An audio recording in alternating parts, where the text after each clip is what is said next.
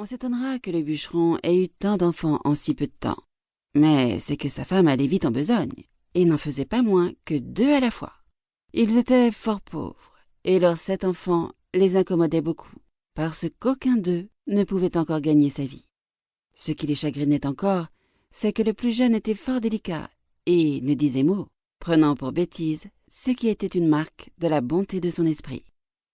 Il était fort petit, et quand il vint au monde, il n'était guère plus gros que le pouce, ce qui fit que l'on l'appela le Petit Pousset. Ce pauvre enfant était le souffre-douleur de la maison, et on lui donnait toujours tort. Cependant, il était le plus fin et le plus avisé de tous ses frères, et s'il parlait peu, il écoutait beaucoup. Il vint une année très fâcheuse, et la famine fut si grande que ces pauvres gens résolurent de se défaire de leurs enfants. Un soir que ses enfants étaient couchés, et que le petit bûcheron était auprès du feu avec sa femme, il lui dit, le cœur serré de douleur, « Tu vois bien que nous ne pouvons plus nourrir nos enfants.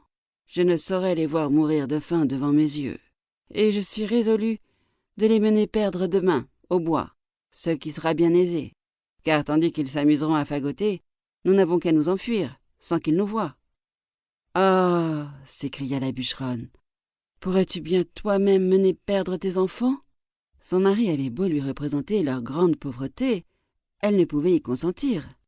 Elle était pauvre, mais elle était leur mère. Cependant, ayant considéré quelle douleur ce lui serait de les voir mourir de faim, elle y consentit, et alla se coucher en pleurant. Le Petit Pousset ouït tout ce qu'ils dirent, car ayant entendu de dedans son lit qu'ils parlaient d'affaires, il s'était levé doucement et s'était glissé sous l'escabelle de son père pour les écouter sans être vu. Il alla se